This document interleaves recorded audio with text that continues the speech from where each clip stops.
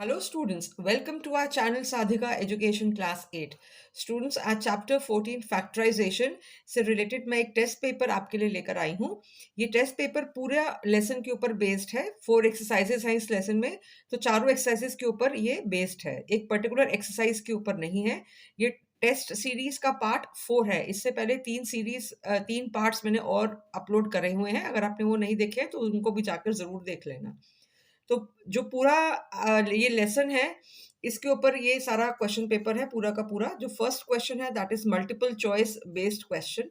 इसमें आपको ये अलजेब्रिक एक्सप्रेशन दिया हुआ है और इसके फैक्टर्स आपको बोला है कि इन चारों में से कौन से होंगे। तो इसको आप रफ में सॉल्व करके आप देखेंगे कि कौन सा आंसर है and you will write it up in the blank. इसी तरीके से ये क्वेश्चन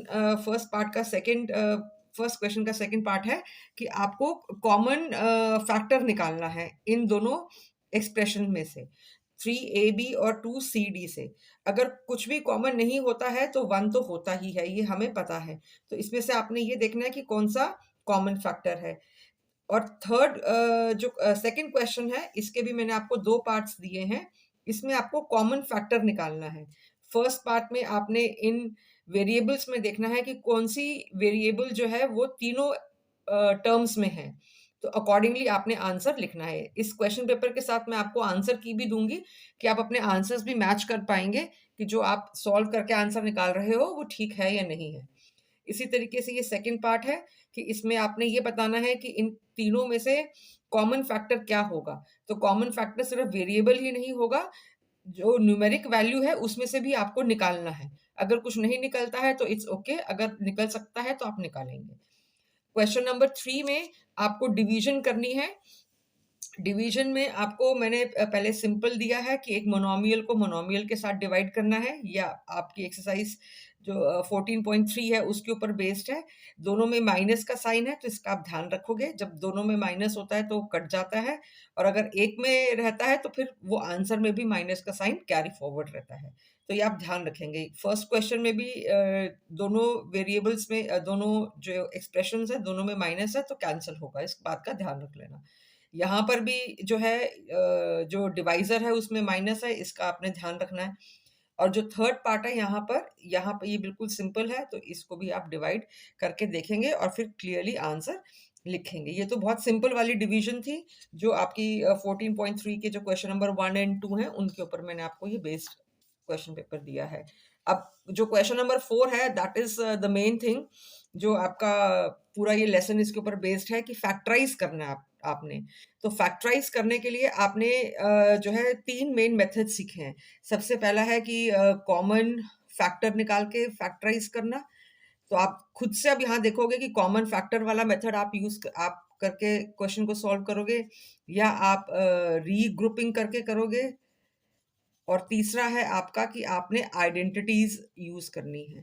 तो ये आपको क्वेश्चन को देख के खुद अब तक समझ में आ जाना चाहिए कि आप कौन से मेथड को यूज करके जो है पूरा का पूरा ये फैक्टराइज करके आप सॉल्व करेंगे। तो आइडेंटिटीज भी आपको याद होगा कि कौन सी मेन आइडेंटिटीज हैं। A plus B whole square, A minus B whole square, A square minus B square, and X plus A X plus B वाली identity.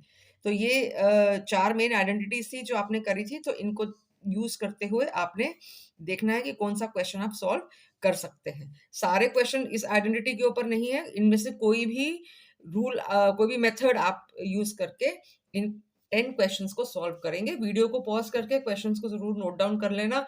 These questions are really very very important और बहुत helpful रहेंगे आपके exam के लिए। Exams वैसे ही आने वाले हैं तो आप लोगों को भी बहुत ज़्यादा टेंशन हो रही होगी कि कैसे करें, कहाँ से क्वेश्चंस लेकर आएँ। So I am there to help you out. So please practice these questions.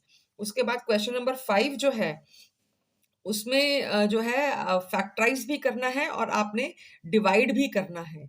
जो आपको जो डिविडेंड दिया हुआ है उसको फैक्टराइज करना है, और जो इधर वाला जो डिवाइजर है उसको नीचे रख के आपने डिवाइड करना है। तो आप जब इसको फैक्टराइज करोगे तो कोई 2 कॉमन फैक्टर्स निकल कर आएँगे और जो डिवाइज़र वाला है वो कैंसल आउट होगा, फिर आपके पास एक ही फैक्टर बचेगा।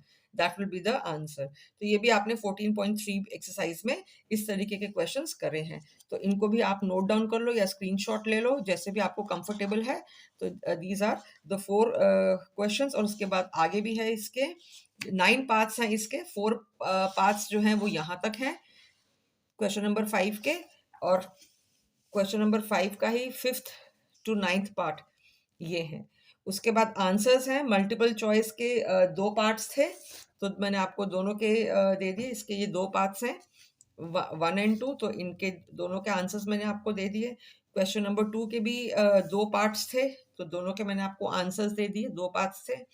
क्वेश्चन नंबर 2 के ये 2 पार्ट्स हैं, और क्वेश्चन नंबर 3 के 3 पार्ट्स हैं, तो मैंने आपको क्वेश्चन नंबर 3 के भी 3 पार्ट्स के आंसर्स सबके ये दे दिए। क्वेश्चन नंबर 4 के 10 पार्ट्स हैं, सबके आंसर्स आपको मैंने प्रोवाइड कर दिए, और क्वेश्चन नंबर 5 के भी 9 पार्ट्स हैं। तो वीडियो को पॉज करके ज़रूर देख लेना, और अगर आपने चैनल अभी तक सब्सक्राइब नहीं करा है तो चैनल को ज़रूर सब्सक्राइब करना। हमारी हर वीडियो पे कुछ ना कुछ एक्स्ट्रा क्वेश्चंस ज़रूर होते हैं, जो भी आप कॉन्सेप्ट समझने के लिए हमारे चैनल पर आए हैं, तो आपके लिए बहुत यूज़फुल रहेगा। कोई भी आपकी वीडियो मिस नहीं होगी, यू विल बी नोटिफाइड जब भी हमारी न्यू वीडियो अपलोड होगी। तो चैनल को ज़रूर सब्सक्राइब करिए, वीडियो को लाइक करिए, शेयर करिए, और ज़रूर कमेंट करिए कि आपके लिए टेस्ट पेपर कितना हेल्पफुल रहा, और कोई क्वेश्चन को करने में आपको कोई डिफ़िकल्टी आई या नहीं आई, तो आप हमें वो डिफ़िकल्टी भी बताइए। Will definitely come back to the comment box and solve your queries. Thank you for watching.